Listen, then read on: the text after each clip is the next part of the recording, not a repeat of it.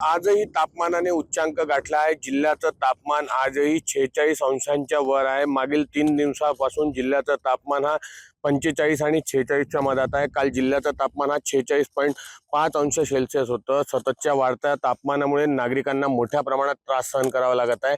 आपण पाहू शकतो वाढतं तापमान हे नागरिकांच्या जीवनावर तर परिणाम करत आहे, सोबतच धरणांच्या पाणी साठ्यामध्ये झपाट्याने कमी येत आहे। जिल्ह्याचे जे 31 धरण आहेत त्यापैकी मोठे आणि लहान धरण मिळून फक्त केवळ 50% जलसाठा हा शिल्लक राहिलेला। असाच तापमानाचा पारा राहिला तर काही दिवसात जिल्ह्याला पाणी टंचाईची झळ सोसावी लागू शकणार आहे। वर्धा शहराला पाणी पुरवठा करणारा धाम प्रकल्प असो किंवा जिल्ह्यातले वेगवेगळ्या भागात असलेले जे सिंचन प्रकल्प आहे आणि पाणी पुरवठ्याचे जे प्रकल्प आहेत त्यांच्यामध्ये झपाट्याने पाण्याच्या पातळीमध्ये कमी येत आहे। सर्व प्राथमिक आरोग्य केंद्र आणि जिल्हा सामान्य रुग्णालयांमध्ये शीतकक्ष स्थापन करण्यात आलेले आहे। यामुळे नागरिकांनी दुपारच्या दरम्यान घराबाहेर निघणं टाळावं असं आवाहन प्रशासनाकडून केलं जात आहे। चेतन व्यास, साम टीव्ही न्यूज, वर्धा।